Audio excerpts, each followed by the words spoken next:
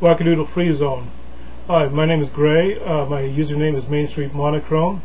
This is my very first video, so you should feel honored. The true author of likely the most forgettable thing in the history of YouTube. Here goes. Person I did not want to be like, who decided I did not want to be like when I grew up, when I was a child. I'd have to say my maternal grandfather.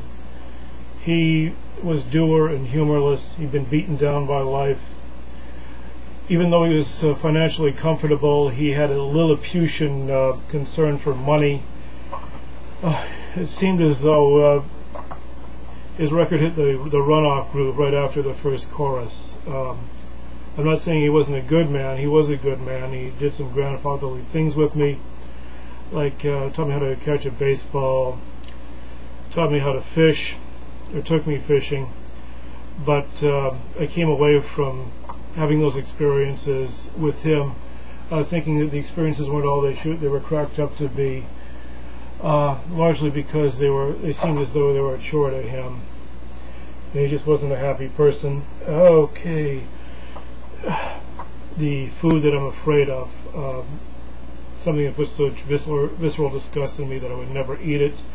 Once upon a time I would have said black mung, which looks about as good as it sounds, but then it is Chinese food, and I did develop an intense crush on a Chinese woman, so I ate some. It's not bad.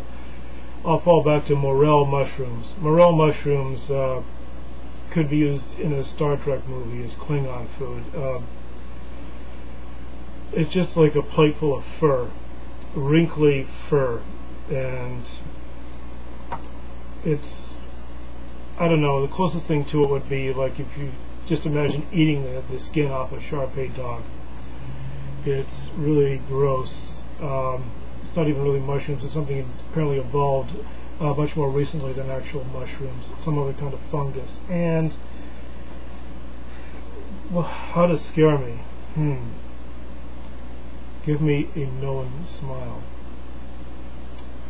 Knowing smile is like a furtive glance with unfathomable content. That is terrifying. It's only happened once, and it was predator to something pretty awful. I think would be with most times that someone gets one. Okay, as I get older, I remind myself, this is going to sound like an absolute cop-out or like something, purely redundant, but I remind myself of my two parents. One day, having a coffee at a Starbucks on a nice snowy winter's day, which is rare in Vancouver, I noticed I was raking my hands from my hair in the manner of my father, and then I consciously chose to enumerate the various gestures that I have, and you can see it. I move around a lot in space, and notice that there were quite a few, roughly equal number, inherited from my mother and my father. Also, I get sort of a vulgar belly-laughing sense of humor from my mother, and I get sort of, let's say, dark moods sometimes from my father. I guess the curse of the Celts. And song I remember from a child. Now that's interesting because, as a question, because I generally think of when people talk about their songs or the songs they best remember, not so much about childhood per se, which goes up to about 14, but their teens or their 20s, but a song from my childhood I would say would have to be Summer in the City by the Lovin' Spoonful. Came out in the summer of 1966. We were on vacation throughout the summer. I was rocking along to it throughout. I didn't know at the time that it was about racial strife in Newark, New Jersey, but whatever the ostensible subject matter was, the Lovin' Spoonful is incredibly contagiously happy music. It's I still love it. It's like the light to which the Velvet Underground is dark. Light to the dark which is the Velvet Underground. You need both. Okay, thing that I would not do even for $1 million. Sign a petition for a constitutional amendment outlawing gay marriage. Favorite drink? If you just go by pure the intensity of the experience of drinking it, I'd have to say a good single malt scotch. particularly in his way. That's not something I can indulge in too often, but that's what it would be. Forgive me for looking down at my list. The short-term memory isn't what it should be. Okay. Color that best express my personality. That's an odd question to put to someone named Gray. Of course, I volunteered for it. Forest green, for good and for bad.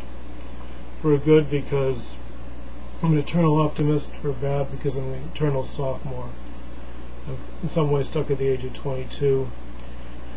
For good because I know that the sun also rises. There's going to be another day, and things happen, recur, eternally. For bad because I'm tied too much into that emotionally, or buy too much into it, and I forget that my life only occurs once, and it's not in a cycle, or it could be, but it occurs once in a straight line and ends. And what makes me crazy? I'm going to give a two-part answer to that. There's a lot of things that push my buttons, but the one thing which is the most often and most dramatically concretized, that is the thing that's most in my face, has to be the nearly ahistorical disparity between those that have and those that have not. I live in Vancouver, which may be the absolute, the point omega example of that right now. Gentrified building with 1 point something million dollar condominiums going in right across the street from a homeless shelter, with the people that weren't able to get into that shelter on a winter's night, sleeping, freezing out in the cold on pieces of cardboard. Another homeless shelter that a friend works at, for whatever reason, has a top of the line two-door, four-seat Ferrari perpetually parked in front of it.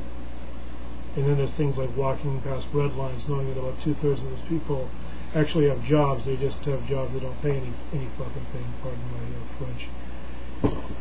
And part B is those that denigrate the poor, who think that poverty is typically a natural consequence of moral failing.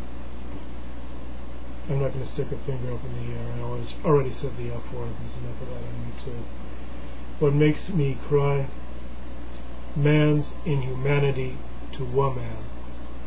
I don't think that requires any extrapolation or explanation. And bonus question, what could I give you that was free for Christmas? Automatic response is a kitten, but it's not really free because you'd have to pay for vets and food. Don't I know it? So I hit your home page, and I know you're from Pittsburgh, and it sure snows there. I'll say a nice happy snowman. I'll put a nice happy snowman facing towards your front window instead of out towards the street, as is normally the custom. Anyways, I'm sure this was bloody awful, but it's been a gas for me. Out.